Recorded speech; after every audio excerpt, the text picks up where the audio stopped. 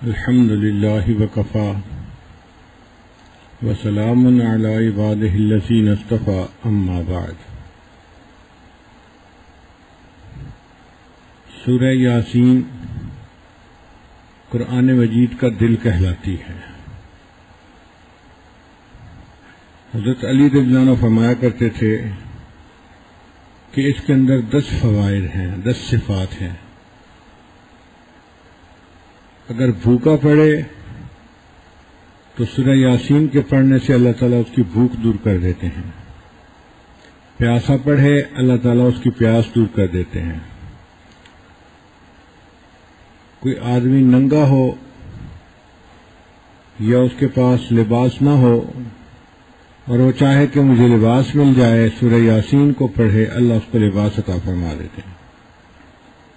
کوئی بندہ کنوارا ہو، اس کو پڑھ کر دعا مانگے، اللہ تعالیٰ اس کے لیے شادی کے اسباب بنا دیتے ہیں۔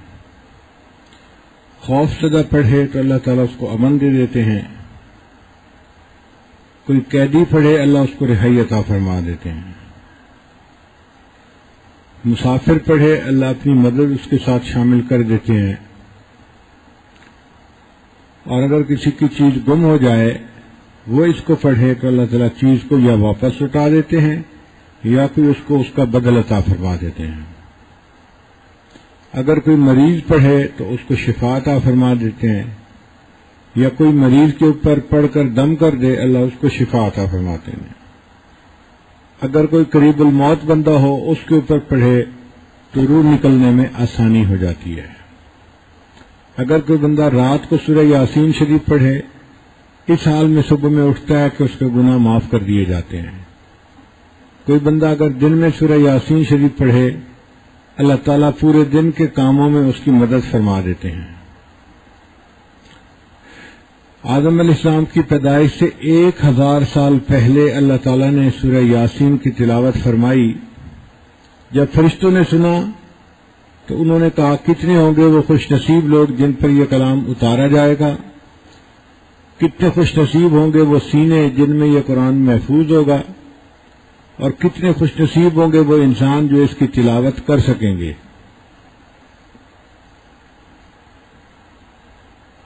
اگر کسی بندے کو دل میں سختی محسوس ہو اور وہ سورہ یاسین کی تلاوت کر لے اللہ تعالیٰ اس کے دل کی سختی کو دور فرما دیتے ہیں۔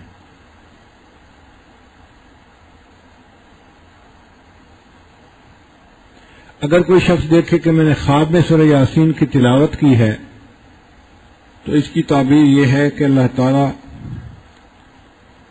اس کو قیامت کے دن نبی علیہ الصلوۃ والسلام کی سعادت کی قدموں میں جگہ نصیب فرمائیں گے، اور دنیا میں اس کو ایسی نعمت ملے گی جو اس کے لیے عزتوں کا سبب بنے گی۔ اور یہ بندہ اخلاص والا بندہ ہے، سورہ یاسین کی تلاوت اس سے خواب میں کی اس کے بے ریا ہونے کی علامت ہے۔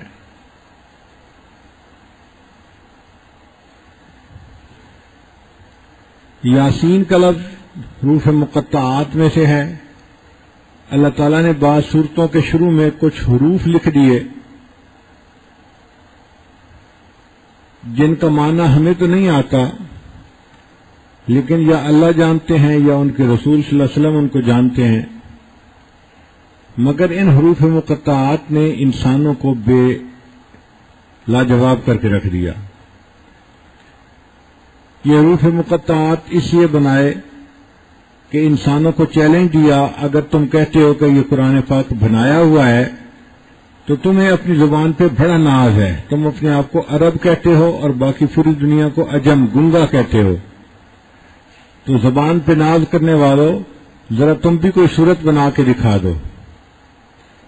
پھر فرمایا صورت نہیں بنا سکتے تو 10 آیتیں ہی بنا کے دکھا دو۔ پھر آخر پر فرمایا 10 آیتیں نہیں بنا سکتے تو 1 آیت ہی بنا کے دکھا دو۔ وہ کفار جو اسلام کے مخالفت میں خود مر جاتے تھے، اپنی اولاد کو قتل کروا دیتے تھے، اگر ان کے لیے اس چیلنج کو قبول کرنا آسان ہوتا تو کیوں نہ اس کو قبول کر لیتے؟ کہتے جی دیکھو آپ لوگوں نے چیلنج دیا ہے، ہم مقابلے میں بنا کے یہ لائے ہیں، مگر ایسا کوئی بھی نہ کر سکا۔ ایک جاہلیت کے زمانے میں شاعر تھا جو بڑا زباندان تھا. وہ ایک غار میں رہتا تھا، نکلتا ہی نہیں تھا، تنہائی پسند تھا. تو ایک آدمی اس کے پاس ایک کاغذ کے اوپر، ایک چیز کے اوپر سورۃ الکوثر لکھ کر لے گیا کہ انا اعطیناک الکوثر فصل لربک وانحر ان شانئک هو الابتر.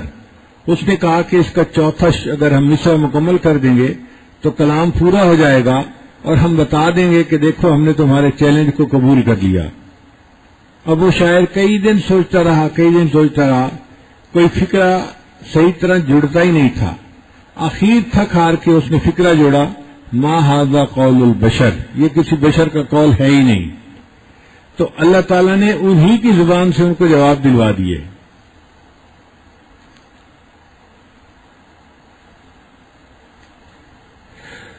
اس کے کچھ معنی مفسرین نے اپنی کتابوں میں بیان کیے ہیں، جیسے الف لام میم. الف سے مراد اللہ، میم سے مراد محمد صلی اللہ علیہ وسلم، اور لام سے مراد جبرائیل، جو اللہ اور جبرائیل اور محمد صلی اللہ علیہ وسلم کے درمیان واسطہ بنے قرآن مجید کو لانے کا. مگر سچی بات یہ ہے کہ یہ حروف مقطعات اللہ اور اس کے نبی صلی اللہ علیہ وسلم کے درمیان راز ہے، اس کو کوئی نہیں جانتا ہے. میانے عاشق و معشوق رمزیست، کرامن کاتبین را ہم خبر نیست. جو صورتیں الف کے حروف مقطعات کے ساتھ شروع ہوتی ہیں، یہ دیکھا گیا ہے کہ اس میں قرآن مجید کا تذکرہ ضرور آتا ہے. الف لام میم ذالک الکتاب لا ریب فیہ، الف لام را تلک آیات الکتاب المبین. اور جن صورتوں کے شروع میں تو آتا ہے اس میں حضرت موسیٰ علیہ السلام کا تذکرہ آتا ہے، یا ان کے عصا کا اژدہا بن جانے کا تذکرہ ضرور آتا ہے. اگر لکھا ہوا دیکھیں تو کا حرف اژدہا کی معنی ہوتا ہے. جیسے وہ بیٹھا ہوتا ہے نا، تو کچھ تو اس کا جسم زمین کے اوپر ڈھیر ہوتا ہے اور کچھ اس کا سر کھڑا ہوتا ہے، تو کا لفظ ایسے ہی لکھا جاتا ہے.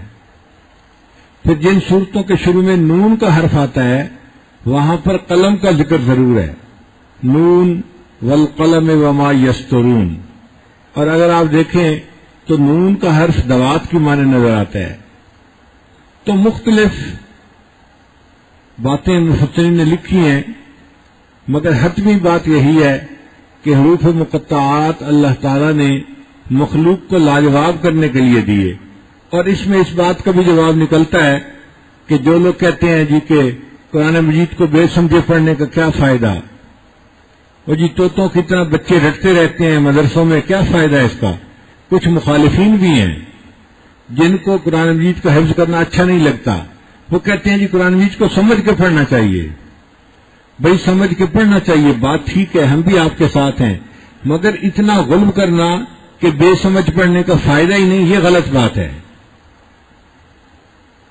مجھے ایک مرتبہ ایک ایسے صاحب مل گئے تو مجھے کہنے لگا جی یہ طوطے کی طرح رٹنے کا کیا فائدہ ہے. میں ان کا فائدہ تو ہے، کہتے نہیں اس کا مطلب آنا چاہیے. تو میں نے کہا اچھا میں آپ کے سامنے قرآن مجید پڑھتا ہوں، اس کا مطلب بتا دیں. کہتے جی پڑھیں.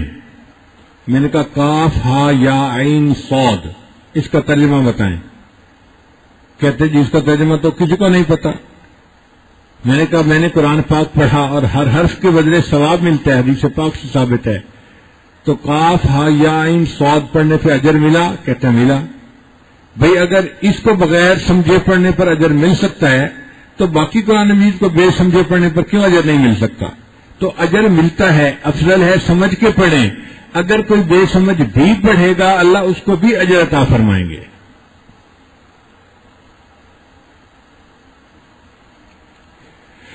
اللہ رب العزت نے قرآن مجید میں مختلف انبیاء کو ان کے ناموں سے خطاب فرمایا، یا آدم، یا زکریا، یا نوح، یا ابراہیم، یا یحییٰ، یا موسیٰ، یا عیسیٰ. لیکن جب نبی علیہ السلام کو خطاب کرنے کا موقع آیا تو اللہ رب العزت نے اپنے محبوب کا اکرام فرمایا اور ان کو ان کے صفاتی ناموں سے پکارا. جیسے دیکھیں ایک بچہ اپنے باپ کو نام لے کے نہیں پکارتا، عزت کی وجہ سے ابو جی کہتا ہے، ابو جی صفاتی نام ہے، اس میں اس کی عظمت ہے. آپ نے دیکھا کوئی اپنے باپ کو کہہ رہا ہو زبیر کدھر ہو، زبیر جلدی آؤ؟ نہیں، زبیر کے کہنے میں وہ عزت نہیں ہے، وہ حقیقت ہے جو اس کے صفاتی نام کو لینے میں ہے. ابو جی کہیں گے احترام ہوگا، محبت کا اظہار ہوگا. تو اللہ تعالیٰ نے اپنے محبوب صلی اللہ علیہ وسلم کے ساتھ محبت کا اظہار فرمایا اور ان کے صفاتی نام سے پکارا، یا ایھا النبی، یا ایھا الرسول، یا ایھا المزمل، یا ایھا المدثر.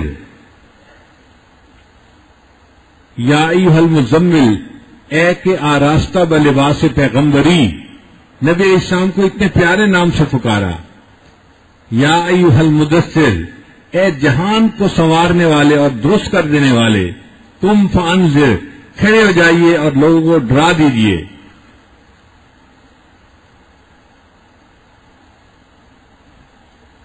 تو بعض مفسرین نے لکھا کہ یاسین بھی نبی علیہ السلام کے صفاتی ناموں میں سے ہے. بعض مفسرین نے لکھا کہ یہ اللہ تعالیٰ کے اسماء الحسنہ میں سے ہے. اسی وجہ سے امام مالک رحمۃ اللہ علیہ لوگوں کا نام یاسین رکھنا اس کو پسند نہیں فرماتے تھے.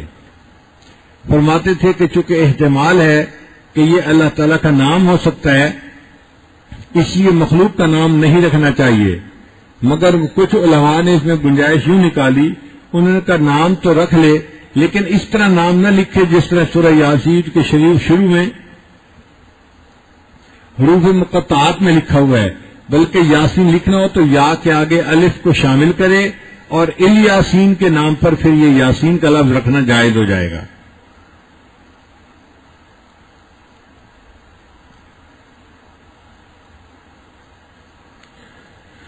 اب سوال پیدا ہوتا ہے کہ سورہ یاسین کو اللہ تعالیٰ نے قرآن مجید کا قلب جو فرمایا نبی علیہ السلام نے، تو اس کی کوئی وجہ ہوگی؟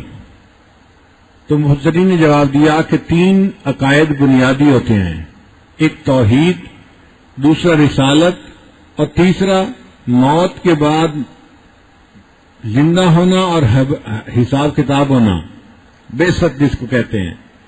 تو ان تینوں بنیادی عقائد کا اللہ تعالیٰ نے اس سورت کے اندر تذکرہ فرمایا ہے، اس وجہ سے اس کو قرآن مجید کا دل کہا گیا ہے. بعض مفسرین نے کہا کہ چونکہ اس سورت میں قریش مکہ کا تذکرہ ہے اور یہ حالات نبی علیہ السلام پر گزر رہے تھے، تو جہاں محبوب کی کہانی شروع ہوئی اللہ تعالیٰ نے اس قصے کو پورے قرآن مجید کا دل قرار دے دیا، اور اس میں اللہ تعالیٰ نے اپنے حبیب صلی اللہ علیہ وسلم کی رسالت کی گواہی قسم اٹھا کر دی ہے. یہ بہت بڑی بات ہے. اگر کوئی بڑا کسی بات کی تصدیق کر دے تو یہی کافی ہوتی ہے کہ جائے کہ وہ قسم اٹھا کر تصدیق کرے. چنانچہ اللہ تعالیٰ نے مختلف انبیاء کی رسالت کی تصدیق کی ہے قرآن مجید میں کہ وذکر فی الکتاب ابراہیم انہ کان صدیقا نبیہ، وہ نبی تھے تو نبوت کی تصدیق کی ہے. لیکن قسم اٹھا کر نبوت کی تصدیق کرنا، یہ اعزاز فقط اللہ کے محبوب صلی اللہ علیہ وسلم کو حاصل ہے. اللہ فرماتے ہیں یاسین والقرآن الحکیم انک لمن المرسلین. محبوب آپ کا رب قسم اٹھا کر کہتا ہے کہ آپ رسولوں میں سے ہیں. آپ سوچئے اللہ کے حبیب سے کو کتنا سکون ہوا ہوگا، کتنی تسلی ہوئی ہوگی کہ اللہ تعالیٰ نے میری رسالت کی خود تصدیق فرما دی. پھر یہ بھی کہہ دیا انک لمن وعلی صراط مستقیم، آپ سیدھے راستے کے اوپر ہیں. جو تعلیمات آپ دیتے ہیں اس پر چلنے والا سیدھے راستے پہ زندگی گزارنے والا ہے. پھر فرمایا کہ ہم نے تو آپ کو یہاں پر بھیجا ہے کہ لوگوں کو ڈرائیں، اور یہ جو مکہ کے لوگ ہیں نا، یہ بہت ضدی لوگ ہیں، سرکش لوگ ہیں، یہ بات نہیں سنتے، یہ دھیان نہیں دیتے. ان کے باپ دادا بھی ایسے تھے اور یہ ان کی اولاد بھی ایسے ہی ہے، اپنی ضد کے اوپر جمے ہوئے ہیں. اگر یہ بات کو نہ مانے تو آپ رنجیدہ نہ ہو، غمزدہ نہ ہو. ان کے لیے برابر ہے، ڈراؤ یا نہ ڈراؤ، سنتے ہی نہیں ہیں. اب یہاں سوال پیدا ہوتا ہے کہ اگر ڈرانا یا نہ ڈرانا برابر ہے تو پھر کیا فائدہ ڈرانے کا؟ تو مفسرین نے لکھا کہ کافروں کے لیے برابر ہے، ڈرائیں یا نہ ڈرائیں وہ ایمان نہیں لائیں گے، لیکن ڈرانے والے کے لیے برابر نہیں ہے. وہ ڈرائے گا تو اللہ اس پر اس کو اجر دیں گے اور قبولیت عطا فرمائیں گے. اس لیے ڈرانے والے کو اپنا کام کرنا چاہیے، اثر آئے نظر یا نہ آئے اس سے کوئی غرض نہیں ہونی چاہیے.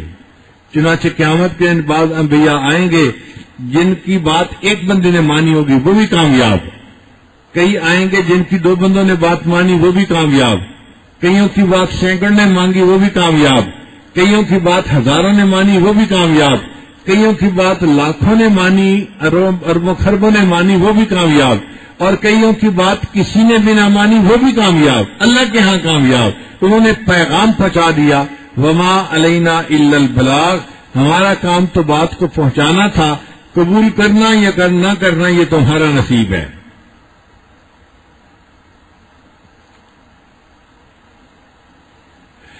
پھر یہاں پر اللہ تعالیٰ ایک بستی والوں کی مثال دیتے ہیں۔ قرآن مجید میں جتنے بھی قصے بیان کیے گئے اس میں قرآن مجید نے بہت ڈیٹیل اور تفصیلات کو نہیں چھیڑا، بندے کا نام کیا تھا، شہر کا نام کیا تھا، اس کی جگہ کیا تھی، یہ غیر ضروری تفصیلات ہیں۔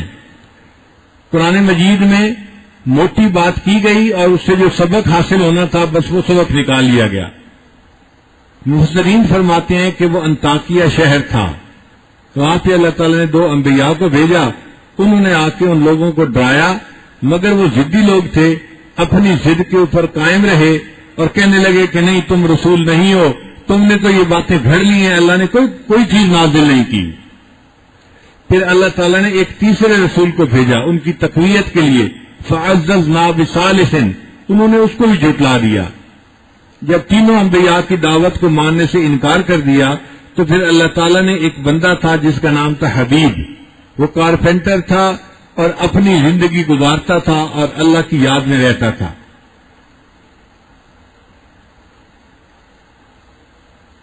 وہ حبیب نجار کہلاتا تھا۔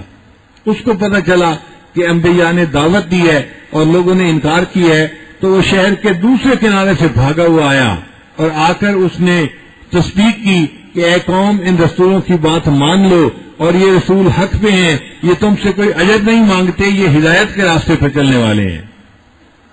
تو جو بندہ بے غرض ہو کر دعوت دے یہ اس کے سچے ہونے کی علامت ہوا کرتی ہے۔ انبیاء اپنی دعوت پر اجرت نہیں مانگتے، انبیاء اپنی دعوت پر اجر مانگتے ہیں کہ ہمارا اجر اللہ کے ذمے ہے، اللہ ہمیں بدلہ دے گا، ہم تم سے کوئی اس کی اجرت نہیں مانگتے کہ جی ہم تمہیں نصیحت دیتے ہیں اور باتیں سکھاتے ہیں، ہمیں تم مال پیسہ دو، ہم نہیں کچھ مانگتے۔ ان اجریہ الا علی اللہ، ہمارا اجر تو اللہ کے ذمے ہے۔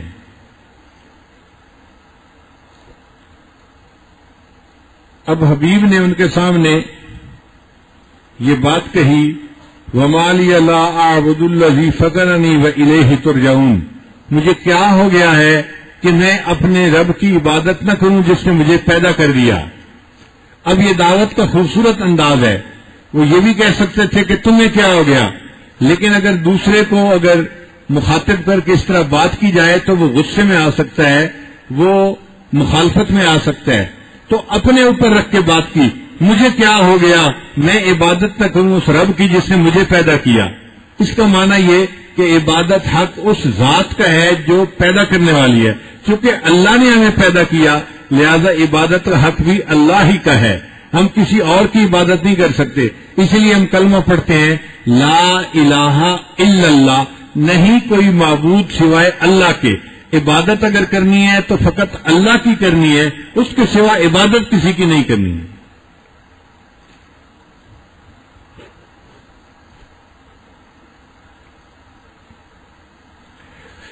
وَإِلَيْهِ تُرْجَعُونَ، یہاں پر انداز کلام متکلم سے مخاطب کی طرف پھیر دیا، انی آمنت بربکم فاسمعون، میں رب کے اوپر ایمان لایا، تم اس بات کو سن لو۔ فاسمعون کا معنی ہے فاسمعونی، میری بات سن لیجئے۔ اب انہوں نے کیوں گواہ بنایا، انبیاء کو گواہ بنایا اپنے ایمان پر، یا اپنی قوم کو گواہ بنایا اپنے ایمان پر؟ دیکھیے ہم بھی نبی علیہ الصلوۃ والسلام کو اپنے ایمان پر گواہ بناتے ہیں، اور اللہ کے حبیب سے ہم قیامت کے دن اپنی امت کے ایمان کی گواہی دیں گے، بلکہ ساری دنیا کے انسانوں کے اوپر گواہی دیں گے۔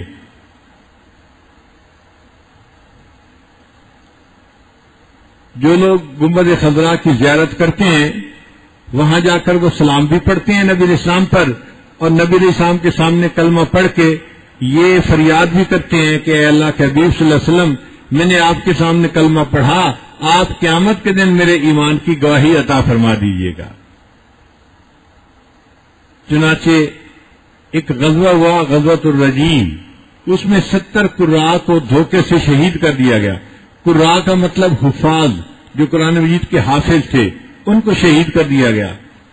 اب جب وہ شہید ہوئے تو انہوں نے کہا کہ کاش ہمارا حال پہنچا دیا جاتا کہ اللہ ہم سے راضی ہو گیا اور ہم اللہ سے راضی ہو گئے۔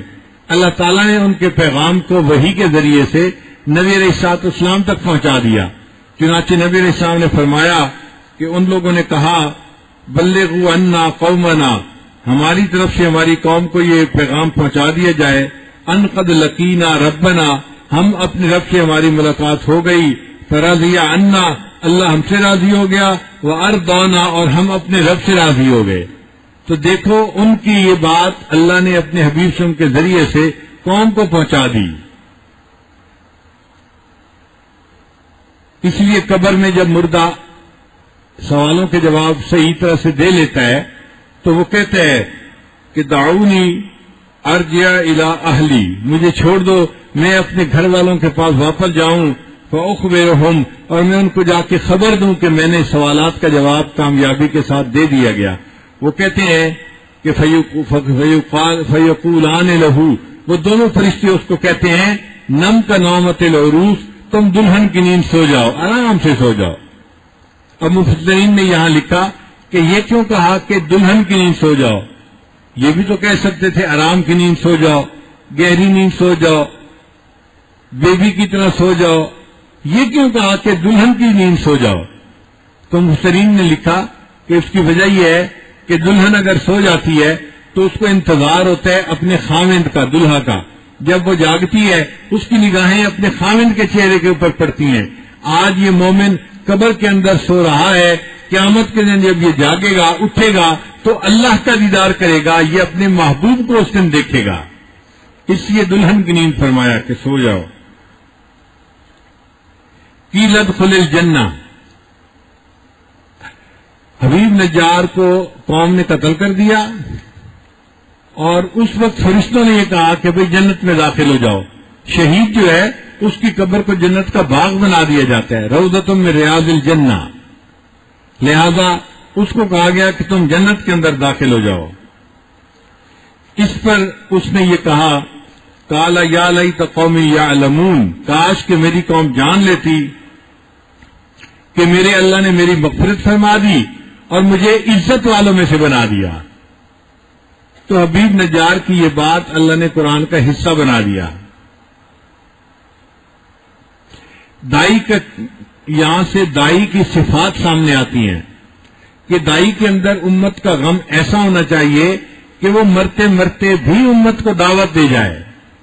ایک طرف اس کی موت آ رہی ہے اور ایک طرف وہ امت کا سوچ رہا ہے کہ کاش میری قوم کو پتہ چل جاتا اور اس وجہ سے وہ ایمان لے آتی، ایمان کو قبول کر لیتی۔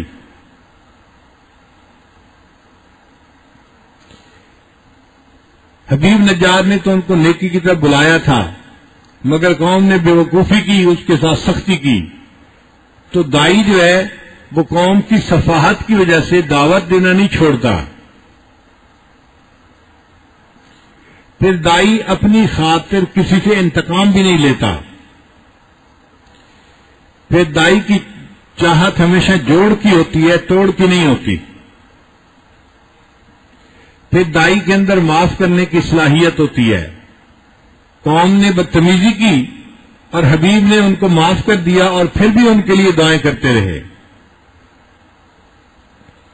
اور یہ بات بھی سمجھ میں آتی ہے کہ عام لوگ بے قدرے ہوتے ہیں، اس بات سے دل تنگ نہیں کرنا چاہیے۔ اپنی طرف سے انسان ان کے ساتھ خیر کرتا رہے، پوری زندگی خیر کرتا رہے گا تو لوگوں کے اندر بے قدری دیکھے گا۔ لوگوں کو صفات نظر نہیں آتی لیکن ان کو چھوٹی چھوٹی غلطیاں بڑی موٹی نظر آ جاتی ہیں، وہ دوسرے بندے کو فرشتے کے پیمانے میں تولنا شروع کر دیتے ہیں۔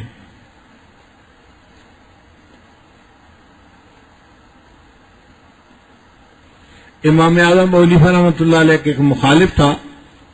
ایک مرتبہ اس نے ان کے سامنے بڑی بری باتیں کرنی شروع کر دی. امام صاحب کی دل آزاری تو ہوئی مگر وہ خاموش رہے, دل بڑا کیے رکھا. چلتے چلتے بستی کے قریب پہنچے تو امام صاحب کھڑے ہو گئے. اب اس مخالف کو حیرانی ہوئی, چل کیوں نہیں رہے؟ اس نے پوچھا کہ آپ چلتے کیوں نہیں؟ امام صاحب نے کہا کہ اس بستی میں میرے بہت سارے شاگرد ہیں, اگر ان کو پتہ چل گیا تم بدتمیزی کرو گے وہ اس کو برداشت نہیں کریں گے اور وہ تمہارے جو ہے نا وہ مخالف بن جائیں گے اور تمہیں ایذا پہنچائیں گے. تو میں کھڑا ہو گیا ہوں, جو کہنا ہے کہہ لو, پھر میں شہر میں داخل ہوں گا. خیر اس نے اور جتنی بکواس کرنی تھی کر لی, پھر تھک گیا, پھر کہنے لگا بس اب جو میں نے کہنا تھا کہہ لیا. تو امام صاحب نے کہا اچھا تم نے جو کہنا تھا کہہ لیا, اب ذرا میری بات بھی سن لو. اس نے کہا وہ کیا ہے؟ فرمایا کہ دیکھو تم نے میرے سامنے ایسی ایسی باتیں کی ہیں اور میری دل آزاری کی ہے. اگر میں اس کا جواب دینا چاہوں تو میں بھی جواب دے سکتا ہوں, مگر میں نے کوئی جواب نہیں دیا. اگر میں چاہوں تو میں اپنے شاگردوں کو کہہ کے تمہیں سزا دلوا سکتا ہوں, مگر میں ایسا نہیں کروں گا. تم جانتے ہو وقت کا بادشاہ میرا بڑا معتقد ہے, اگر میں اس کو شکایت لگاؤں وہ تمہیں قید میں بھی ڈالے گا اور تمہیں درے بھی لگوائے گا, لیکن میں اس کو شکایت نہیں لگاؤں گا, میں تم سے کوئی بدلہ نہیں لوں گا. اور اگر میں قیامت کے دن تمہارا گریبان پکڑنا چاہوں تو مجھے حق حاصل ہے, تم نے میری دل آزاری کی ہے, میں قیامت کے دن اس کٹہرے میں تمہیں گریبان سے پکڑ کے اپنا اجر مانگ سکتا ہوں, مگر میں ابھی بتا دیتا ہوں کہ میں اس دن کی قیامت کے دن اپنے حق کا مطالبہ نہیں کروں گا. اور آخری بات تمہیں پھر بتا دوں کہ اگر اللہ تعالی نے قیامت کے دن مجھے معاف کر دیا اور جنت جانے کا حکم عطا فرما دیا تو یہ یاد رکھنا کہ میں تمہیں اپنے ساتھ لیے بغیر جنت میں نہیں جاؤں گا. جب امام اعظم رحمۃ اللہ نے ایسی بات کہی تو اس پتھر دل کو بھی اللہ نے موم بنا دیا, پاؤں پہ گر پڑا اور اس نے کہا جی مجھے معاف کر دیجئے, میں آپ کی حیثیت کو پہچانا نہیں تھا, اور وہ بندہ آپ کے معتقدین میں شامل ہو گیا.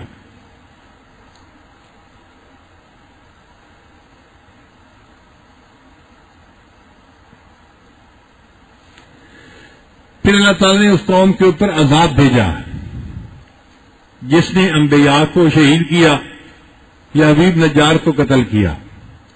اللہ فرماتے ہیں کہ عذاب دینے کے لیے ایک فرشتہ کافی تھا, ہم فوج نہیں اتارتے فرشتوں کی, مگر اللہ تعالیٰ نے بدر میں, غزوہ خندق میں اور حنین میں اپنے نبی علیہ السلام کی مدد کے لیے فرشتوں کی جماعت کو اتارا. یہ ان کا اعزاز تھا, ان کا اکرام تھا. حضرت لوط علیہ السلام کی قوم کے لیے جبرائیل علیہ السلام اکیلے آئے, انہوں نے اس زمین کے ٹکڑے کو اکھاڑا اور اس کو آسمان پہ لے جا کے الٹ دیا. ایک فرشتہ کافی ہوتا ہے, مگر اللہ تعالیٰ نے نبی علیہ السلام کے لیے 3000 فرشتے بھیجے. ایک آیت میں آتا ہے اللہ فرماتے ہیں کہ میں نے 5000 فرشتوں کو بھیجا. تو محبوب صلی اللہ علیہ وسلم کا یہ اکرام تھا کہ اللہ تعالیٰ نے ان کی مدد کے لیے 5000 فرشتوں کو اتار دیا.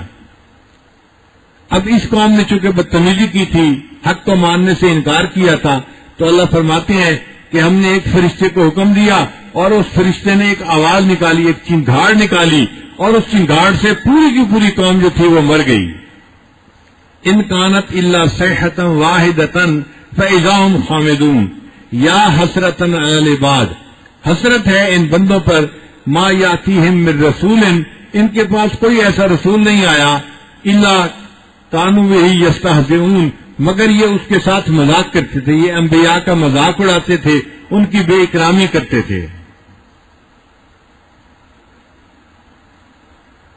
اس کے بعد اللہ تعالیٰ فرماتے ہیں وآیۃ لہم الارض, کہ ان لوگوں کے لیے نشانی ہے زمین کے اندر. ہم اگر غور کریں تو زمین کے اندر ہمارے لیے بڑی نشانی ہے, مگر غور کرنے کی عادت نہیں نا.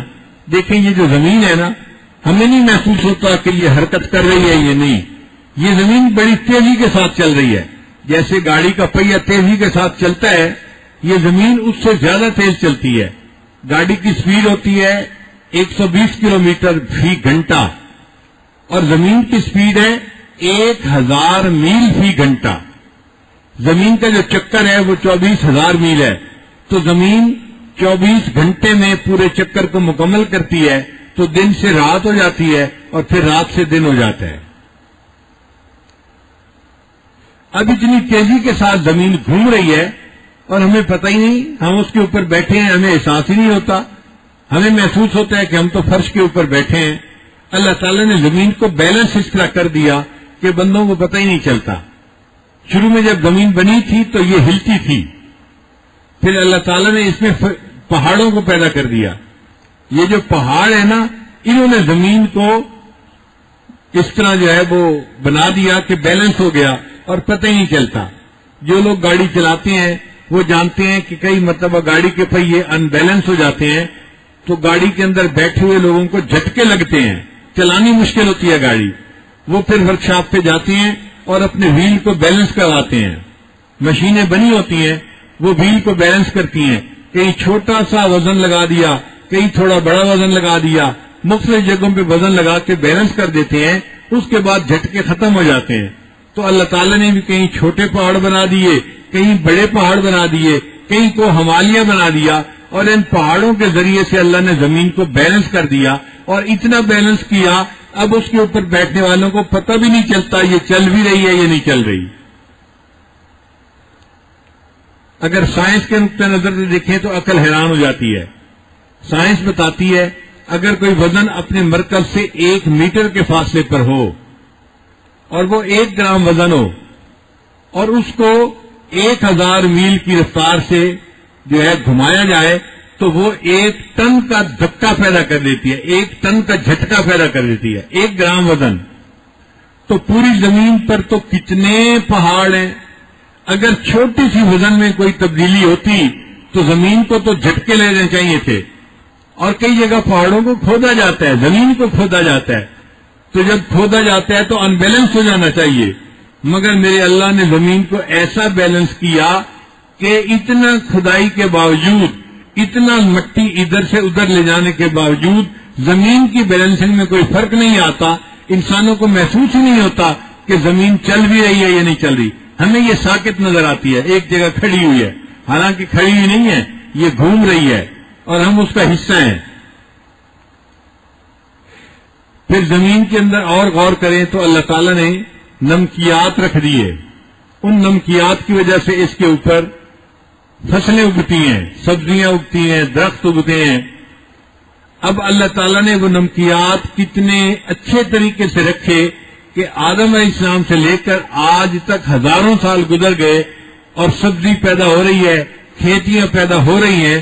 وہ نمکیات کی مقدار میں کوئی کمی نہیں آئی. اگر کوئی کہتا کہ جی وہ نمکیات زیادہ رکھ دیے تھے تو بھائی زیادہ نمکیات کی وجہ سے تو الٹا پودے مر جاتے ہیں, درخت جو ہے وہ جل جاتے ہیں, لیکن کوئی پودا مرتا جلتا نہیں ہے. ایسا بیلنس کیا کہ ان نمکیات میں افراط بھی نہیں, تفریط بھی نہیں. یہ میرے اللہ کا کام ہے. وبارک فیہا, اللہ فرماتے ہیں ہم نے زمین کو 2 دن میں بنایا اور 4 دن کے اندر ہم نے اس میں برکت رکھ دی. برکت سے کیا مراد؟ نمکیات رکھ دی جو فصل کے لیے مناسب تھی. اب پودا اگتا ہے, درخت اگتا ہے, اس کو نیوٹرینٹ بھی ملتی ہیں اور مائکرو نیوٹرینٹ بھی ملتی ہیں, اور زمین سے وہ خوراک لے کے اپنا بڑھتا ہے اور بڑا ہو جاتا ہے, اور اس میں کوئی کمی بھی نہیں آتی. اور یہ سلسلہ ہے جو چلتا جا رہا ہے, ہزاروں سال سے چل رہا ہے اور ہزاروں سال یہ چلتا رہے گا. یہ اللہ تعالیٰ کی نشانی ہے. اس نے انسانوں کا رزق زمین کے اندر کس طرح سے رکھ دیا. دیکھیں ہمارے جسم کی جو ضرورت ہے وہ زمین سے نکلتی ہے. پانی زمین سے نکلتا ہے اور کھانے کی فصل زمین سے نکلتی ہے. چاول, گندم, مکئی سب زمین سے نکلتے ہیں. پھر پھل جو ہیں وہ زمین سے نکلتے ہیں. پھر جو ہم کپڑا پہنتے ہیں اس کی فصل کاٹن وہ زمین سے نکلتی ہے. پھر ہمارے جو گھر بنتے ہیں ان کے لیے لکڑی, ان کے لیے شیشہ, ان کے لیے باقی چیزیں وہ سب زمین سے نکلتی ہیں. حتیٰ کہ سونا بھی زمین سے نکلتا ہے, چاندی بھی زمین سے نکلتی ہے, لوہا بھی زمین سے نکلتا ہے. ہر چیز ہماری زمین سے نکلتی ہے. اللہ نے ہماری ہر ضرورت کو زمین سے پورا کر دیا. تو یہ اللہ تعالیٰ کی قدرت کی کتنی بڑی نشانی ہے کہ اللہ تعالیٰ نے زمین میں ذخائر رکھ دیے. پھر کہیں پر اللہ تعالیٰ نے ہیرے موتی رکھ دیے اور کہیں پر اللہ تعالیٰ نے جو ہے وہ سونے اور چاندی کو رکھ دیا، اور کہیں پر اللہ تعالیٰ نے اس سے بھی زیادہ قیمتی چیزوں کو رکھ دیا. سونے سے زیادہ پلاٹینم ہوتا ہے، سونے سے زیادہ یورینیم ہوتا ہے. اللہ تعالیٰ نے بعض جگہوں پر پہاڑوں کے اندر یہ چیزیں بھی رکھ دی ہیں. تو اللہ تعالیٰ فرماتے ہیں کہ زمین پر غور کرو، تمہیں میری نشانی نظر آئے گی کہ بنانے والا پروردگار کتنا عظیم ہے جس نے انسان کے لیے ایسی زمین کو پیدا کر دیا.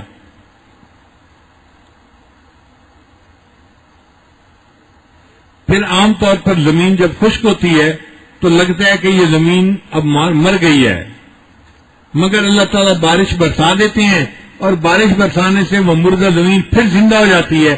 پھر اس کے اندر جو ہے وہ کھیتی نکل آتی ہے اور لہلہاتے ہوئے باغات نظر آتے ہیں.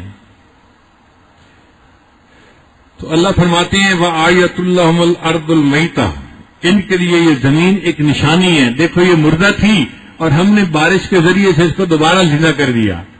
تو اگر بارش کے ذریعے سے یہ دوبارہ زندہ ہو گئے تو اے لوگوں، تم مر جاؤ گے تو تمہیں قیامت کے دن زندہ کرنا کوئی مشکل کام نہیں ہوتا. شروع میں بندے کو بنانا مشکل تھا، ہم نے تو بندے کو بنا دیا. اب جب ایک دفعہ بن گیا، اب مر گیا ہے، تو مرے کو زندہ کرنا کون سا مشکل کام ہے؟ ہم قیامت کے دن اس کو زندہ کر دیں گے. اور اللہ تعالیٰ فرماتے ہیں کہ ہم تمہارا اس دن حساب کتاب لیں گے.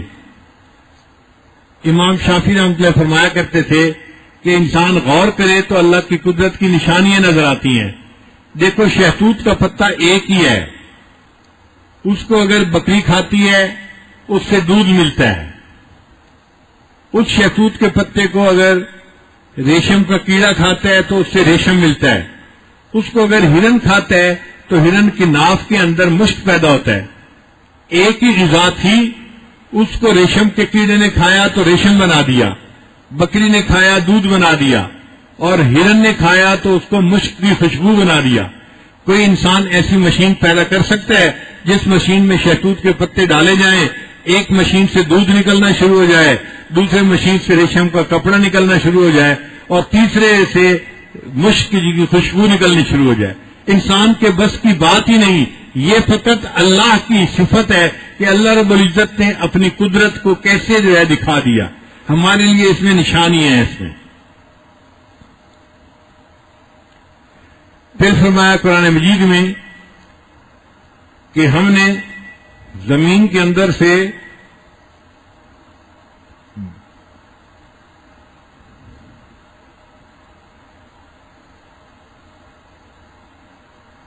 وَجَعَلْنَا فِيهَا جَنَّاتٍ مِّن نَخِيلٍ وَأَعْنَابٍ، اور ہم نے کھجور اور انگور کے باغ بنائے زمین میں سے. بھئی باقی پھلوں کا تذکرہ کیوں نہیں کیا؟ علماء نے اس کا جواب دیا کہ پھلوں میں سے یہ دو پھل ایسے ہیں، کھجور اور انگور، کہ جن کو خشک کر کے پورا سال استعمال کیا جا سکتا ہے، اور ان کو ایک شہر سے دوسرے شہر بھی پہنچایا جا سکتا ہے. آپ دیکھیں لوگ انگور کو خشک کرتے ہیں تو کشمش بن جاتی ہے، پورا سال استعمال نہیں ہوتی، سالوں استعمال ہوتی ہے. پچھلے سال کی کشمش تھی اور ہم زردہ بناتے ہیں اور اس میں اس موقع پہ ڈال دیتے ہیں. تو اللہ تعالیٰ نے ان دو فصلوں کا نام لیا جو سارا سال استعمال ہوتی ہیں اور ایک جگہ سے دوسری جگہ آسانی سے پہنچا دی جاتی ہیں. اللہ فرماتے ہیں تم غور کرو، ہم نے تمہارے لیے یہ نشانیاں بنا دی ہیں.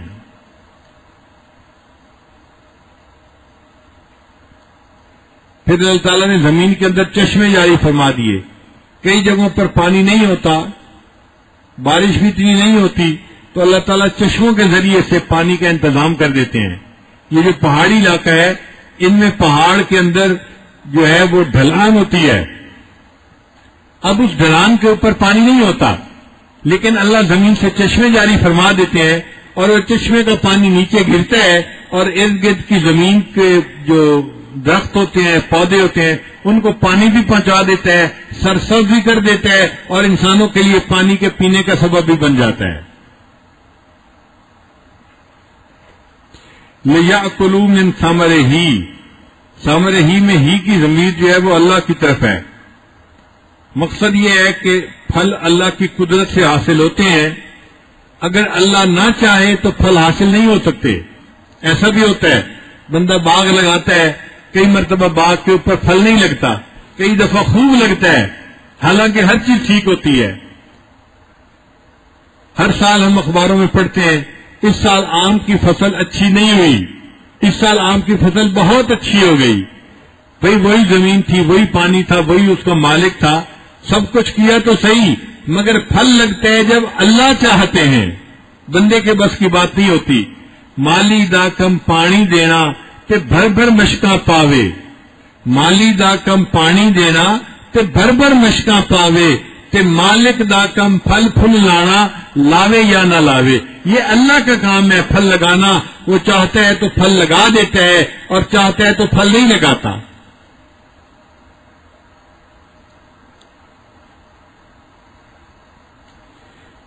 پھر آگے اللہ تعالیٰ فرماتے ہیں سبحان الذی خلق الازواج کلھا، پاک ہے وہ ذات جس نے ہر چیز کے اندر جوڑا پیدا کر دیا۔ یہ قرآن مجید کی آیت وہ عورتیں اگر پڑھیں جو بے اولاد ہوتی ہیں، اللہ تعالیٰ اس کے سبب ان کو اولاد عطا فرما دیتے ہیں، یا وہ عورتیں جن کو رشتے نہیں ملتے، وہ اگر اس آیت کو پڑھ کے دعا مانگیں اللہ تعالیٰ ان کو رشتے عطا فرما دیتے ہیں۔ سبحان الذی خلق الازواج کلھا، بس اتنا پڑھنا ہوتا ہے۔ ہر نماز کے بعد 11 دفعہ 21 دفعہ پڑھیں اور اللہ سے دعا مانگیں، اللہ تعالیٰ ان کو ان کے زندگی کا ساتھی عطا فرما دیتے ہیں۔ سبحان الذی خلق الازواج کلھا۔ اور اگر اس پر غور کریں، جیسے اللہ فرماتے ہیں کہ غور کرو، تو واقعی اللہ نے ہر چیز میں جوڑا جوڑا بنایا ہے۔ آپ غور کیجئے، انسان اور حیوان جوڑا، مرد اور عورت جوڑا، دنیا آخرت جوڑا، دھوپ اور چھاؤں جوڑا، زندہ اور مردہ جوڑا، روشنی اور اندھیرا جوڑا۔ ہر چیز میں آپ دیکھیں گے آپ کو جوڑا ہی جوڑا نظر آئے گا، بلکہ آپ جتنی ڈیٹیل میں چلے جائیں اتنا آپ حیران ہوں گے کہ اللہ تعالیٰ نے کیسے ہر چیز میں جوڑا جوڑا بنا دیا۔ ہماری جتنی چیزیں ہیں ان میں کچھ چیزیں ایسیڈک ہوتی ہیں اور کچھ چیزیں الکلائن ہوتی ہیں، یہ بھی جوڑا بن گیا۔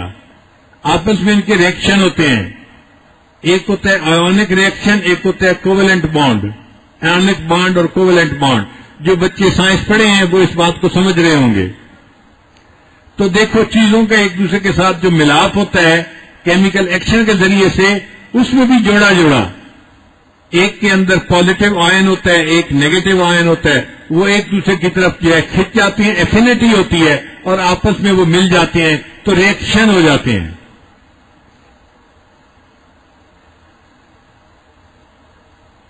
پھر آپ غور کریں کہ کچھ چیزوں کو اللہ تعالیٰ نے ٹھوس بنایا، جیسے انسان ٹھوس ہے، اور کچھ چیزوں کو اللہ تعالیٰ نے مائع بنا دیا، پانی، وہ بہتی ہیں، انسان بہتا نہیں ہے، تو یہ بھی جوڑا بن گیا۔ اب ٹھوس اور مائع یہ بھی ایک تھی، اللہ نے ایک ہوا بنا دی جو بہتی بھی نہیں ہے اور انسان کی طرح ٹھوس بھی نہیں ہے اور نظر بھی نہیں آتی۔ تو ہر چیز میں جوڑا جوڑا۔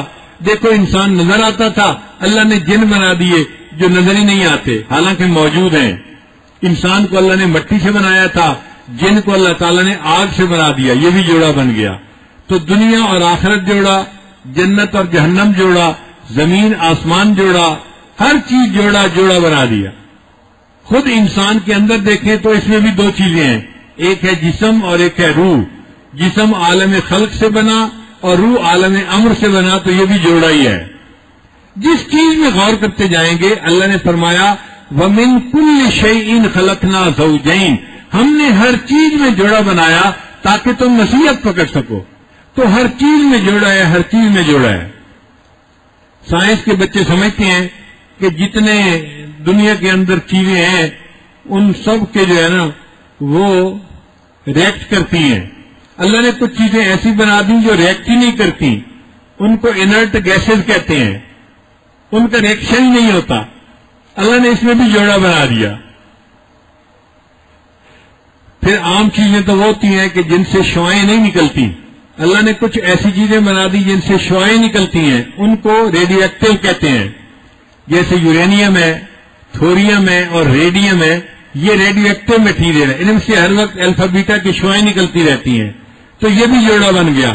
کچھ وہ چیزیں جن سے نہیں نکلتی، کچھ وہ جن سے نکلتی ہیں۔ جس چیز پہ غور کرتے چلے جائیں گے آپ کو جوڑا ہی جوڑا نظر آئے گا۔ آپ دیکھیں یہ پوری دنیا سائنس کی نظر میں ایٹم سے بنی ہے۔ جیسے ایک مکان اینٹ سے بنتا ہے تو اینٹ کو اس کا بلڈنگ بلاک کہتے ہیں، اس پوری جہان کا جو بلڈنگ بلاک ہے وہ ایٹم ہے۔ ایٹم کے اوپر یہ پوری کائنات بن گئی۔ اب ایٹم پر اگر غور کریں اس میں بھی جوڑا جوڑا، ایک ایسا پارٹیکل ہوتا ہے جس پر پازیٹو چارج ہوتا ہے، اس کو پروٹون کہتے ہیں، ایک کے اوپر نیگیٹو چارج ہوتا ہے، اس کو الیکٹران کہتے ہیں، تو یہ بھی جوڑا بن گیا۔ مثبت چارج اور منفی چارج کے پارٹیکل جوڑا بن گیا۔ اب ان کے اوپر چارج تھا تو کوئی ایسا پارٹیکل بھی ہونا چاہیے تھا جس پر چارج نہ ہو، اللہ نے نیوٹرون بنا دیا، یہ بھی جوڑا بن گیا۔ یہ چارج والے ہیں، یہ بغیر چارج کے، یہ بھی جوڑا بن گیا۔ اب یہ ایٹم بن گیا اور یہ ایٹم مالیکول بنتا ہے اور اس کے اوپر پوری کائنات کو اللہ نے بنا کے دکھا دیا۔ پھر اگر اور اس پر غور کریں تو اور زیادہ آپ کو اللہ کی نشانی نظر آئیں گی۔ دیکھیے ہم زبان بولتے ہیں، ہماری زبان انسان کی زبان کہلاتی ہے، لیکن جو کمپیوٹر ہے وہ انسان کی زبان نہیں سمجھتا، اس کے لیے کمپیوٹر کی زبان ہوتی ہے، وہ ایک الگ زبان ہے۔ تو انسان کی زبان اور کمپیوٹر کی زبان یہ بھی جوڑا بن گیا۔ پھر جو مشینیں ہیں یہ مشینیں زبان کو نہیں سمجھتی، ان کے لیے ایک الگ زبان بنائی گئی جس کو مشین لینگویج کہتے ہیں۔ اور وہ مشین لینگویج کیسے بنتی ہے؟ 0 اور 1 دو ڈیجٹ ہیں، ان کے ذریعے سے وہ بنتی ہے، اس کو بائنڈری لینگویج کہتے ہیں۔ تو مشین بائنڈری لینگویج سمجھتی ہیں۔ دنیا میں جتنے روبوٹ بنے ہیں، جتنی مشینیں بنی ہیں، وہ اس بائنڈری لینگویج کے ذریعے سے عمل درآمد کرتی ہیں۔ تو یہ دیکھو یہ بھی جوڑا جوڑا 0 اور 1 جوڑا۔ حتیٰ کہ اگر سپیس کے اندر کوئی گاڑی بھیجی جاتی ہے اس کو بھی 0 اور 1 کی بائنڈری لینگویج کے ذریعے سے کنٹرول کیا جاتا ہے۔ یہ جوڑا جوڑا آپ کو دنیا کی ہر چیز میں ملے گا۔ آپ جتنا غور کرتے چلے جائیں، ہزاروں لوگ اس پوائنٹ کے اوپر پی ایچ ڈی کر سکتے ہیں اگر وہ سوچیں تو جوڑے جوڑے مزید بناتے جائیں اور نئی سے نئی چیزوں کو دریافت کرتے چلے جائیں۔ قرآن مجید کی عظمت دیکھیے، ایک آیت میں ایسا راز دے دیا کہ جس راز کے اوپر ہزاروں بندے پی ایچ ڈی کی ڈگری حاصل کر سکتے ہیں۔ وَمِن كُلِّ شَيْءٍ خَلَقْنَا زَوْجَيْنِ، ہم نے ہر چیز کے اندر جوڑا پیدا کر دیا، یہاں تک کہ اگر کائنات میٹر سے بنی ہے، مادہ سے بنی ہے، تو سائنسدانوں نے اینٹی میٹر کو بھی تلاش کر لیا کہ میٹر اگر ہے تو اینٹی میٹر بھی ہے، یہ بھی جوڑا ہے۔ واہ اللہ تیری قدرت پہ قربان جائے کہ تم نے 2 لفظوں میں پوری کائنات کے راز کو کھول کے رکھ دیا۔ ہم نہ فرماتے ہیں وَمِن كُلِّ شَيْءٍ، ہر چیز کے اندر ہم نے جوڑا جوڑا بنایا ہے۔ اچھا دیکھیں، انسان آکسیجن لیتا ہے اور کاربن ڈائی آکسائڈ نکالتا ہے، زندہ رہتا ہے۔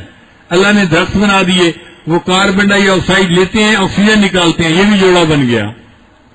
پھر دیکھیے انسان کے اندر بیکٹیریا ہوتا ہے جو بیماری کو بڑھا دیتا ہے، تو بیکٹیریل بیماریاں ہوتی تھی، اللہ نے ایک اور بیماری بنا دی جس کو فنگل بیماریاں کہتے ہیں، یہ بھی جوڑا بن گیا۔ اچھا کچھ ایسی چیزیں ہیں کہ جو آکسیجن کی وجہ سے زندہ رہتی ہیں، مگر اللہ نے ایسا بھی بیکٹیریا بنا دیا جو بغیر آکسیجن کے زندہ رہتے ہیں، اس کو انیروبک بیکٹیریا کہتے ہیں۔ دانتوں کے اندر اور انسان کے پیٹ کے اندر جہاں ہوا نہیں پہنچ پاتی وہ بیکٹیریا ہوتا ہے جو انسان کی بیماری کا سبب بنتا ہے۔ واہ میرے اللہ، آپ نے ہر چیز میں جوڑا ہی جوڑا بنا دیا۔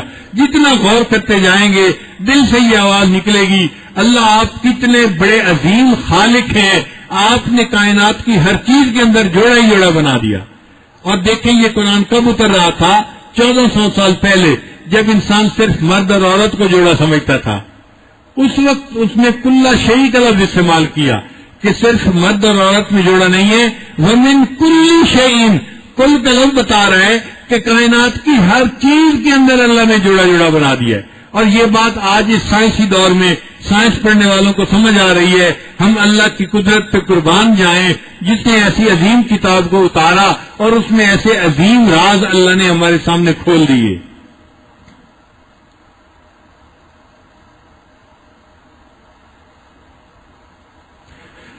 سبحان الذی خلق الازواج کلھا مما تنبت الارض، اور کس قسم سے جو اگتا ہے زمین میں، ومن انفسہم، اللہ فرماتے ہیں کہ زمین میں جو اگتا ہے اس میں بھی تمہارے لیے نشانیاں ہیں، ومن انفسہم، اور ان کی جانوں میں بھی نشانیاں ہیں۔ انسان اگر اپنے اوپر غور کرے تو ہمارے اندر بھی اللہ کی قدرت کی نشانی ہے۔ دیکھو جو لوگ کہتے ہیں نا کہ بس یہ کائنات خود بخود بن پڑی، تو ایک قانون ہر جگہ ہونا چاہیے۔ اگر ایک قانون ہر جگہ ہوتا تو انسان کے سر کے بال جس رفتار سے بڑھتے ہیں، اگر ہماری پلکیں بھی اسی رفتار سے بڑھتی تو پھر کیا ہوتا بتائیے ذرا۔ اگر انسان کے سر کے بال جتنے لمبے بڑھتے ہیں، ہمارے بازوؤں کے بال بھی اسی رفتار سے بڑھتے تو پھر کیا ہوتا؟ انسان دیکھنے میں بھوت نظر آتا یا نہ آتا؟ اللہ تعالیٰ نے جسم کے کچھ حصوں پر بال بنائے اور کچھ حصوں پر بال نہیں بنائے، جیسے چہرے پر، ہتھیلیوں پر، پاؤں کے نیچے اللہ نے بال ان جگہوں پر نہیں بنائے، تو دیکھو انسان کتنا خوبصورت نظر آتا ہے۔ اگر پورا چہرہ بالوں سے ڈھکا ہوتا جیسے بکری کا چہرہ ہوتا ہے تو پھر کیا انسان خوبصورت نظر آتا؟ انسان کی خوبصورتی خاص میں مل جاتی۔ اللہ تعالیٰ نے انسان کو حسن کا نمونہ بنانا تھا، اللہ تعالیٰ نے دیکھو بالوں کو کنٹرول کر دیا۔ پھر اگر ہڈی بڑھنے کا بھی ایک ہی اصول ہوتا تو انسان کا قد شروع میں 1 فٹ ہوتا ہے بچے کا، اور بعد میں 6 فٹ تک چلا جاتا ہے، اور انسان کے جسم کی ہر ہڈی 6 گنا بڑھتی تو کیا حال ہوتا؟ انسان کے جسم کے دانت اگر 6 گنا بڑھتے تو دانت کتنے بڑے بڑے ہوتے؟ انسان کی آنکھ کا ڈیلا شروع میں اگر 1 انچ کا ہوتا ہے اور آخر میں یہ 6 انچ کا بڑا ہوتا تو دیکھیں آنکھیں کیا ہوتی۔ مگر ہر چیز کو اللہ نے ایک اصول سے نہیں بڑھایا، جہاں جتنا بڑھانا مناسب تھا اللہ نے اس کی تقریر بنا دی۔ کچھ ہڈیاں تیزی سے بڑھتی ہیں، کچھ ہڈیاں کم تیزی سے بڑھتی ہیں، کچھ بال تیزی سے بڑھتے ہیں، کچھ کم تیزی سے بڑھتے ہیں، اور اللہ تعالیٰ نے انسان کو قدرت کی نشانی بنا دیا۔ اللہ فرماتے ہیں کہ کائنات میں بھی تمہارے لیے نشانیاں ہیں اور تمہاری اپنی ذات میں بھی ہماری قدرت کی نشانیاں موجود ہیں۔ ومن انفسہم، اور ان کی جانوں میں بھی نشانیاں ہیں۔ تو ہم اپنے اندر غور کریں تو بھی ہمیں اللہ کی نشانیاں نظر آتی ہیں، باہر کی دنیا میں غور کریں تو بھی نشانیاں نظر آتی ہیں۔ اللہ تعالیٰ قرآن مجید میں فرماتے ہیں سنریہم آیاتنا فی الآفاق وفی انفسہم، ہم ان کو عنقریب نشانیاں دکھائیں گے کائنات میں بھی اور ان کی اپنی جانوں میں بھی، حتیٰ یتبین لہم انہ الحق، حتیٰ کہ ان کے اوپر حق بات بالکل کھل کر سامنے آ جائے گی۔ پھر اگر یہ بات نہیں مانیں گے ہم اس پوری کائنات کو سمیٹ کر رکھ دیں گے، قیامت برپا کر دیں گے۔ آج سائنس کی دنیا کا وقت ہے، اس لیے ہمیں یہ نشانیاں کائنات میں بھی نظر آتی ہیں اور انسان کے اپنے اندر بھی نظر آتی ہیں۔ ڈاکٹر لوگ دیکھیے کائنات کی چیزوں کو، انسان کو سمجھنے میں دن رات لگے ہوتے ہیں، مگر اتنی تفصیل ہے کہ یہ آج تک اس کو مکمل نہیں سمجھ سکے۔ میں نے ایک مرتبہ نیو یارک میں اپنی آنکھوں کا چیک کروایا، ایک امریکن ڈاکٹر تھا اور اس کے پاس اتنی مشینیں تھیں کہ مجھے لگتا تھا کہ یہ کوئی ڈاکٹر کی کلینک نہیں، یہ کوئی کارخانہ ہے، اتنی مشینیں لگی ہوئی تھیں۔ ایک مشین پہ چیک کرتا، دوسری پہ، تیسری پہ، چوتھی پہ، تنگ ہو گیا میں۔ پھر آخر پہ میں نے اس سے پوچھا کہ یہ بتائیں آپ کے پاس اتنی مشینیں ہیں اور آپ اتنے ماہر ہیں، آپ کی طرح اور بھی آنکھوں کے ماہر ہوں گے؟ کہنے لگا دنیا میں لاکھوں آئی اسپیشلسٹ ہیں۔ میں نے کہا دیکھیں انسان کی آنکھ 1 انچ سے بھی چھوٹی ہے اور لاکھوں انسان روزانہ دنیا کے اندر ان مشینوں کے ذریعے آنکھ کی تفصیلات میں ریسرچ کر رہے ہیں اور ہزاروں سال گزر گئے، کیا اب تک یہ ریسرچ مکمل نہیں ہوئی؟ وہ ہنس کے کہنے لگا کہ اگر 1,00,000 سال اور انسانوں کو دے دیے جائے پھر بھی وہ آنکھ کی تفصیلات کو نہیں سمجھ سکتے۔ ایک آنکھ کے اندر اتنی تفصیل ہے کہ لاکھوں ڈاکٹر روزانہ گھنٹوں ان مشینوں پہ محنت کرتے ہیں اور بیماریوں کو سمجھنے کی کوشش کرتے ہیں، اور پھر وہ کہتے ہیں کہ ہم تو ابھی اس کو نہیں سمجھ سکے۔ پھر اور غور کیجئے، انسان کے اندر جو بچے کی پیدائش ہوتی ہے اس میں جوڑا وہ کیسے؟ انسان کے اندر کروموسوم ہوتے ہیں 23 مرد کے اندر ہوتے ہیں ایکس اور وائی، اور عورت کے اندر ہوتے ہیں ایکس اور ایکس. جب آپس میں ملتے ہیں تو ایکس ایکس الگ ہو جاتے ہیں، دو حصے بن گئے، اور مرد کا جو ایکس وائی تھا وہ بھی الگ ہو جاتا ہے، ایکس وائی ہو گیا. تو دو چیزیں جو تھیں وہ چار چیزیں بن گئی. اب ان چار چیزوں میں ایک جوڑا پہلے بنتا ہے. اگر ایکس نے ایکس کو اپنی طرف کھینچ لیا تو بیٹی کی ولادت ہو گئی، اور اگر ایکس نے وائی کو کھینچ لیا تو بیٹے کی ولادت ہو گئی. تو دیکھو انسان کی پیدائش میں بھی جوڑے جوڑے کا دخل موجود ہے. اور آج جو سائنس کی دنیا کہتی ہے نا ہم بھی ٹیسٹ ٹیوب بیبی بنا لیتے ہیں، تو یہ ٹیسٹ ٹیوب بیبی کوئی اپنے طریقے سے نہیں بناتے. جو اللہ کا قانون ہے اسی حساب سے جو عورت کے رحم کا ماحول ہوتا ہے یہ اس کو ٹیسٹ ٹیوب کے اندر بناتی ہیں، وہی ٹیمپریچر، وہی ہیومیڈیٹی، وہی سارا کچھ، اور پھر اس کے اندر ایکس وائی کو ملاتے ہیں. جب ایکس وائی کو ملا دیا تو صاف دے رہے کہ جو جوڑا بنے گا اس سے بیٹا پیدا ہوگا. پھر وہ بیٹا جب پیدا ہوتا ہے تو یہ کہتے ہیں جی کہ ہم نے تو بچے کو اپنی مرضی سے پیدا کر لیا. ہم نے مرضی سے پیدا نہیں کیا، ہم نے اللہ کی قانون کو اپلائی کیا ہے اور اس سے فائدہ اٹھا کر دکھا دیا ہے. ہمارا اس میں کچھ نہیں ہے، کریڈٹ لینے کی ضرورت نہیں ہے، یہ اللہ کا بنایا ہوا قانون تھا. ہم اس سے ہٹ کے کوئی طریقہ اختیار کرتے تو پھر کہتے کہ ہم نے کچھ کام کیا ہے. تو دیکھیے جوڑا اور جوڑا جتنا غور کرتے جائیں گے ہمیں جوڑے اور جوڑے کی تفصیلات کا پتہ چلتا جائے گا.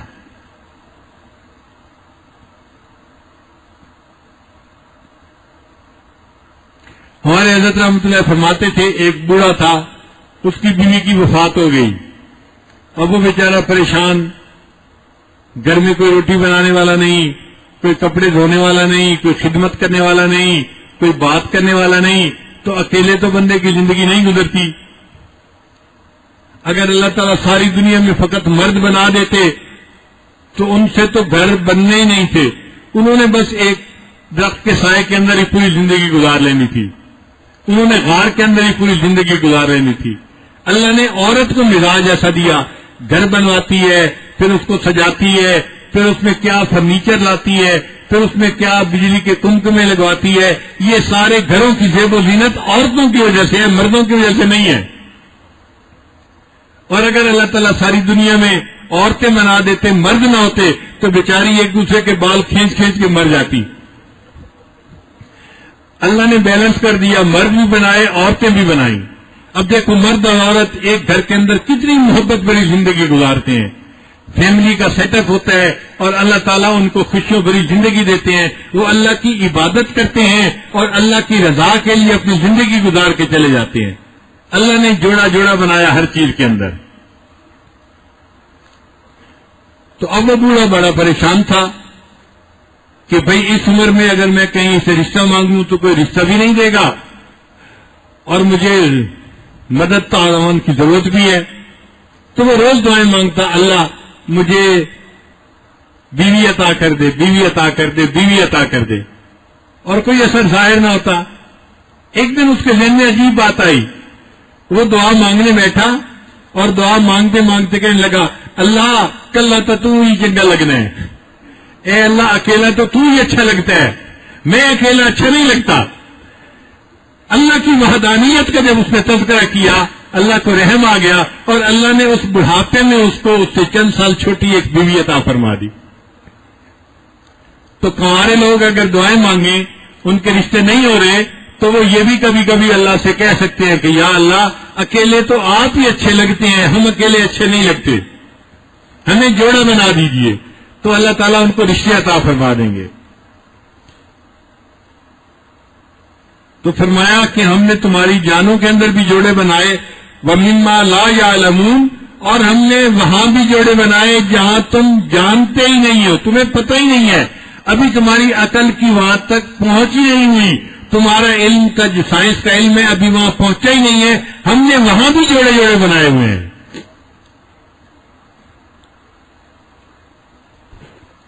پھر ان مکانی دلیلوں کو دینے کے بعد اللہ تعالیٰ نے زمانی دلیلیں دے دی، زمان اور مکان. زمانی دلیلوں میں اللہ نے فرمایا وَآیَةٌ لَهُمُ اللَّيْلُ، اور ان میں نشانیاں ہیں کہ ہم نے ان کے لیے رات بنائی، نَسْلَخُ مِنْهُ النَّهَارَ، اس کے واسطے رات کھینچ لیتے ہیں تو نیچے سے دن نکل آتا ہے. اب یہ رات اور دن کا مسئلہ انشاءاللہ ہم کل بیان کریں گے. اللہ تعالیٰ ہمیں قرآن مجید سے سچی محبت عطا فرمائے اور اس کے سمجھنے کی اللہ ہمیں توفیق عطا فرمائے. وآخر دعوانا ان الحمد للہ رب العالمین.